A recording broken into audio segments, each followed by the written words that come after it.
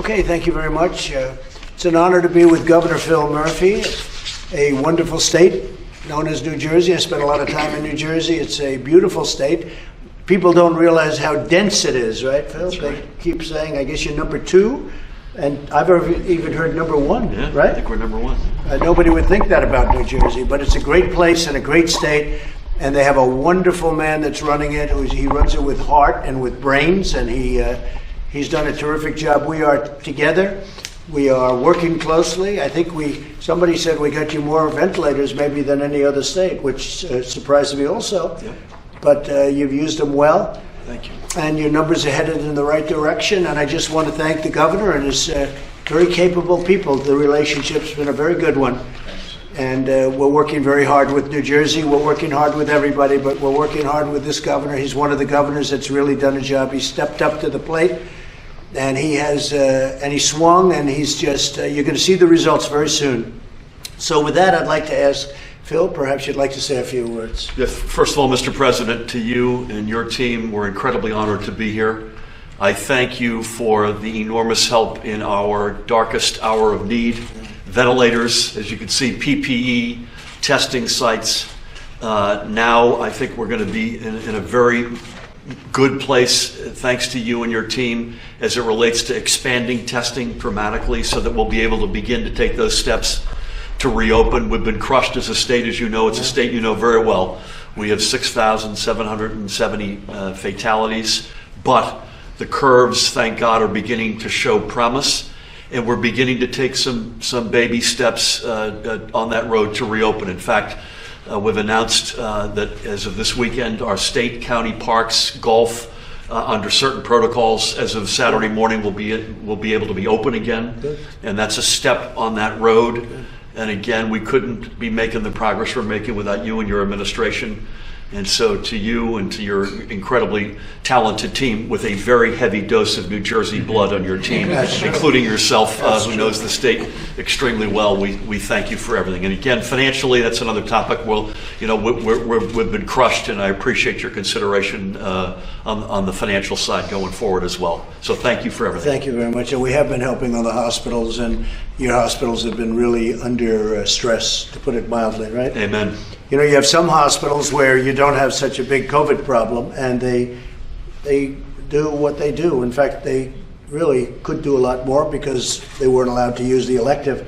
Correct. And by not having the elective, all of a sudden they had such a different situation from you. No question. Because you had to use it for COVID, and it was a tremendous strain. You bet. So we're going to work with you on that. We have been, but we're going to be working with you on that. I just want to thank you for the great job you've done. Thank you, Mr. President. And likewise, thank you for your partnership and leadership on this. It's meant an enormous amount on our state. Well, thank you very much. And, you know, I have to speak as president, but I also speak as somebody that is in New Jersey a lot. It's a great place. It's a beautiful state. People don't understand New Jersey quite, Yep. but it's a beautiful state, and it's great to have you as the governor. Thank you, Mr. President. Thank you Honored very to be much. with you, and this is a big deal for us. Thank you. Thank you very much. And by the way, he's a Democrat, so I'm getting myself in trouble, but that's okay. I have to tell the truth. He's something.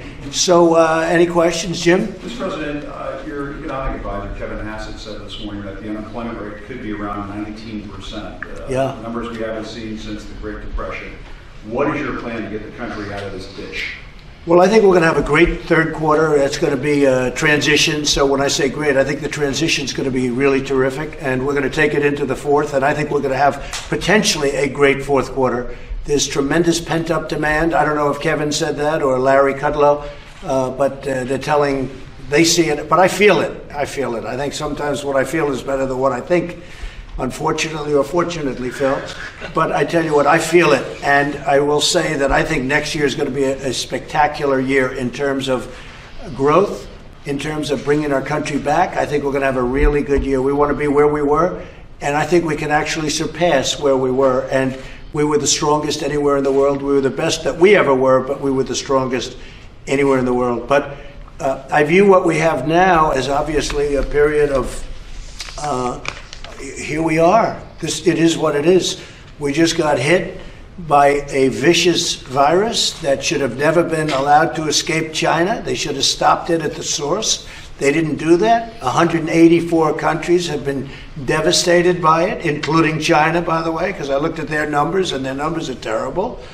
And it's just a very tough situation for the people of our country. All the loss, the death, it's a terrible thing. But I think we're going to make a very strong comeback. It'll start with the third quarter. I think you're going to see some pretty good numbers. I think you're going to see really good transition numbers. But the fourth quarter is going to be, I really believe it's going to be terrific. And I think that next year is going to be a great year. And is it fair for the voters to take into consideration your handling of the pandemic when they assess whether to re-elect you in the fall?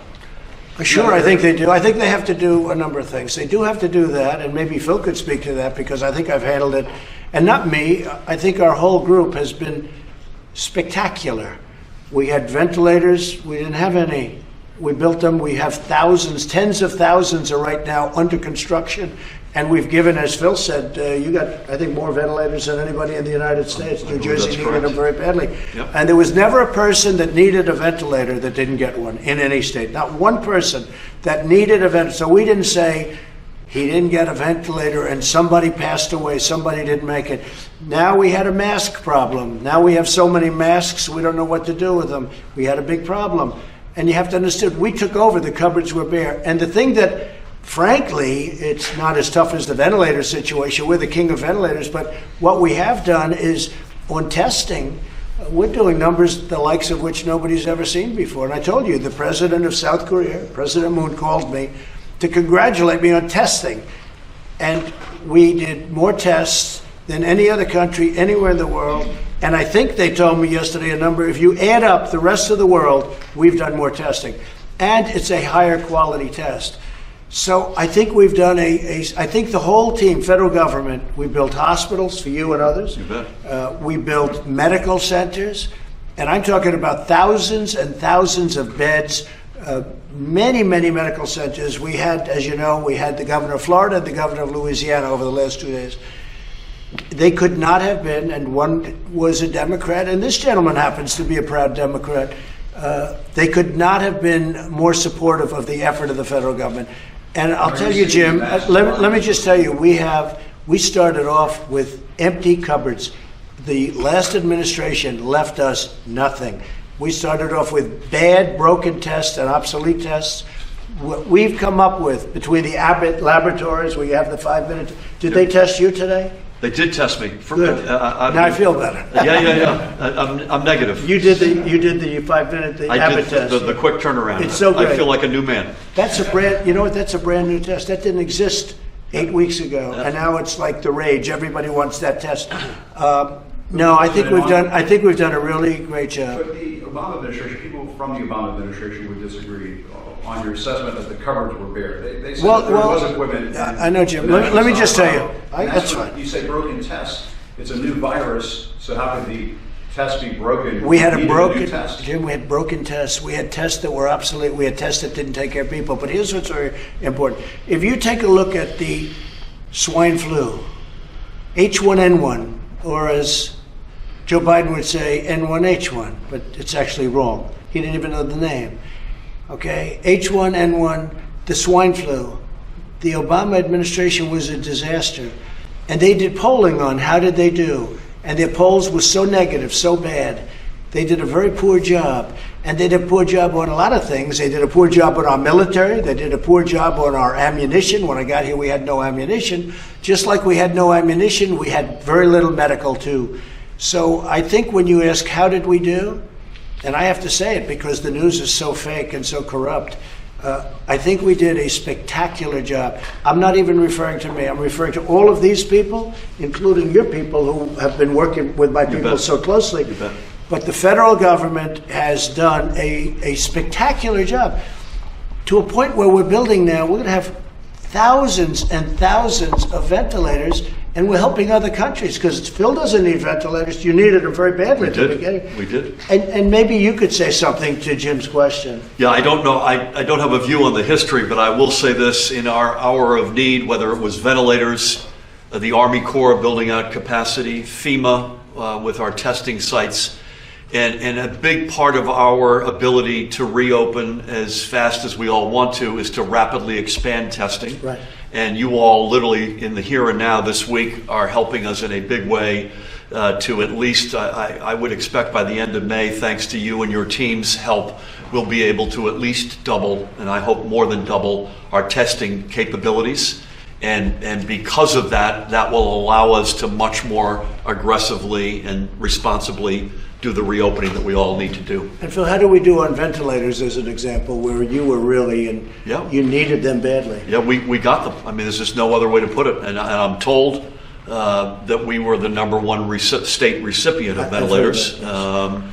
And this was, you know, we were at the edge, and this is life or death stuff, and we got them, and we're forever thankful for that. Thank you, Phil. Mr. President, on this vaccine operation, Warp Speed, who's in charge of that? And are you overpromising when you say you're going to have 300 million doses of vaccine? No, I'm not overpromising. I don't know who said it, but whatever the maximum is, whatever you can humanly do, we're going to have. And we hope we're going to come up with a good vaccine. Johnson & Johnson and Oxford and lots of different great companies, representatives of our country in some ways. NIH is working very hard and doing a terrific job. No, I hope we're going to have a vaccine, and we're going to fast track it like you've never seen before. If we come up with a vaccine, I think they probably will. And who's in charge of that Operation Warp Speed? We have, you know who's in charge of it? Honestly, I am. I'll tell you, I'm really in charge of it. I could say somebody else. I will say we're dealing with, as you know, the general and the admiral. They're very much in charge. But I think probably more than anything, I'm in charge. And I'm the one that gets blamed, and I get blamed anyway. Don't forget, if we come up with a vaccine in record time, they'll say I should have done it faster. But we have a lot of good possibilities. Like the Gilead yesterday, that was a big thing. That was a big thing. And as explained, and I think very importantly, that was a step. You know, that was a big step, 31% step. But the step means, I guess, Deborah, with Tony yesterday was explaining, the step means you now take another step, all of a sudden you're up to 50, 60, 70. But that was a very positive, that was a big step as I understand it. Okay, thank you. Mr. President. Yeah, go ahead, please. Go ahead, please. Yeah, Jeff, go. Thank you, sir. The intelligence agencies today said that they agree with the scientific community that the virus did originate in China but was not man-made, it was not genetically modified. Do you agree with that? Well, I haven't seen the report yet, but I will tell you, if you speak to the head of intelligence right now, you speak to the head, they did say that I was given a briefing when I said I was given it, not before. And they also said that it wasn't specific and it was not a panic briefing. It wasn't like, oh, we're going to be invaded. It was in January, later January. And I think what you'll do is you'll speak to them. In fact, I'll ask Mark to make a report to you because the news was totally, as usual, fake and corrupt. So intelligence is doing a report, and the report turned out to be exactly as I said. Okay. So, Mr. President, so you're saying that you got a briefing in January about No, I'm not saying it. No, I'm not. You didn't hear me. I said intelligence is saying it, and they're going to give a report, and it will make you very unhappy because it makes you so wrong. Well, you in particular. All right, go ahead. Behind you, please. Please. Governor, states received $150 billion in the First CARES Act. What are you going to need now to get back on your feet? What have you told the president on that front? And how do you address Republican complaints that the federal government should not be bailing out states who were badly managed prior to the pandemic? Yeah, so I've been in office going on 2.5 years, and I got elected to sort of fix the economy, and we made a lot of progress on what I would call the legacy issues. Record pension payments, stabilizing indebtedness, record surpluses, and as Mike Tyson says, everyone's got a plan until you get punched in the face. And we did. And we did. So we've got a plan, and we're comfortable with the progress. It's going to take a while on the legacy stuff. The financial assistance we need, and we need a significant amount. This is a big hit, and this is somewhere in New Jersey alone could be $20 to $30 billion. But this is to allow us to keep firefighters, teachers, police, EMS on the payroll, serving the communities in their hour of need. And that's something that we feel strongly about. We don't see it as a bailout. We see this as a partnership doing the right thing in what is the worst healthcare crisis in the history of our nation. And I want to again thank the President for an extraordinary spirit of partnership across the whole spectrum of our needs. And I want to reiterate that. Thank you. I will say that's a tough question because you're talking about the states and whether you call it a bailout or a lot of money, and that's a lot of it's for years long before you were there. You can't have a better representative than this man, that I can tell you. Plus, he's an old Goldman Sachs guy. And what they don't know about him, he's done a great job, but he went through a big operation just before this happened. And that's a hell of a thing. Thank you, Mr. President. That was a big deal. Thank you, sir. Mr. President, are you worried about the food supply chain? No, not at all. No, we solved that problem. We solved that problem yesterday. I expect to see the supply chain as strong as ever, maybe stronger for certain reasons. We did something. We had a roadblock. It was a legal roadblock more than anything else. It was a foolish thing that nobody ever took care of for a long time, and we took care of it. No, I expect things to go very smoothly. So the American people shouldn't worry about any shortage? Not even a little bit. At all. There's a lot of supply too, but now they're going to get it, and that was solved yesterday, very late in the evening. Okay. Mr. President. At what point do people need another check if unemployment's at 20%? Well, we're talking about that. I know a lot of people are talking about it, but we've given a lot of stimulus. And again, we think now it's so great. I'm so happy that you're opening up parks and things because that's a big step for New Jersey because they were hit very hard. I think you're going to see something that's going to surprise maybe the world. And we're the leader of the world. We're really the leader. In this case, the leader of the world. And we've done better. If you look at our deaths, if you look at mortality rates, if you look at the things in fact, I'm going to get a chart because it's maybe the most impressive thing, right? How we've done. And that's a tribute to the governors and it's a tribute to the federal government and all of us working together. But I would love you to get that if you could, because we're right at the top, meaning top in a positive way of those charts. I think you're going to see economic numbers that are going to be fantastic. I believe it very strongly.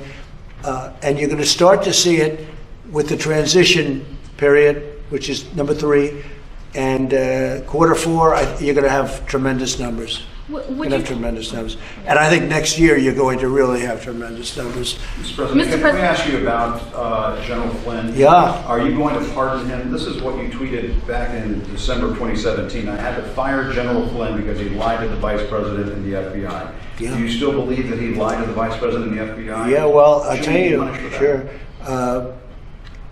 When I looked at what they did to him, they tormented him. Dirty cops tormented General Flynn. General Flynn is a fine man, 35 years or so in the military. You don't get to be where he is by being bad, that I can tell you. And then right at the beginning of the administration, the dirty cops came in. And you see the notes, Jim. I mean, whether you're on our side, that side, whatever. I mean, I assume, let's all talk about fairness. What they did to General Flynn, and by the way, to Roger Stone and to others, was a disaster and a disgrace. And it should never be allowed to happen in this country again. And what I really hoped, because CNN tormented him, in all fairness, I really hope to see, because they haven't been doing it, and I appreciate your question, I hope to see that CNN will not even apologize, which they should, but just cover it fairly, because he's in the process of being exonerated. If you look at those notes from yesterday, that was total exoneration. These were dirty, filthy cops at the top of the FBI, and you know the names better than I do, and they were dishonest people. Now we have to see what's going to happen, but General Flynn was treated like nobody should, and I'm not talking about generals, I'm saying like nobody in this country should be treated. So and they did it right at the Why did you beginning. fire him at the time? They did it right, Jim, they did it right. Well, look at what they did to the guy. I mean, he couldn't have known too much what was happening. They came at him with 15 buses, and he's standing in the middle of a highway. What they did to this man, they tormented him. They destroyed him. But he's going to come back, like I say, he's going to come back bigger and better. But what they did to him, and I hear there's a lot of other stuff coming out if I believe everything I'm reading, because I like to stay out of it. I don't have to stay out of it at all, but I like to stay out of it. And Jim, what they did to him is terrible, and I hope that CNN's going to give him a fair shake and cover it, because I think it's very important. Yep. Just to follow up on, was it a mistake to fire him? Would you bring him back on to the administration? Well, what I wish I had was all the information where they were out to get him. They wanted him, they were trying to force him to lie. You see the written statements where they were trying to force him into a position where we can get him on a lie, or can we get him this way or that way? This is terrible. This is like what happened in, and I'm not going to name the countries because we deal with these countries, okay? But what would happen in other countries, not the USA, what they did to General Flynn and others, is a disgrace. And I hope, really, I hope your networks are going to cover it. Because, you know, I've seen where it's the biggest story in the world a year ago and a year and a half, Flynn, and then he's essentially exonerated. Now, that's not official yet, but when you read the notes, how could you do anything else? And I hear there's much more coming out. I think it would be so good for CNN if you covered it honestly and if you reported honestly. That it would be so good for the network. Okay, with that, thank you all very much. Thank you.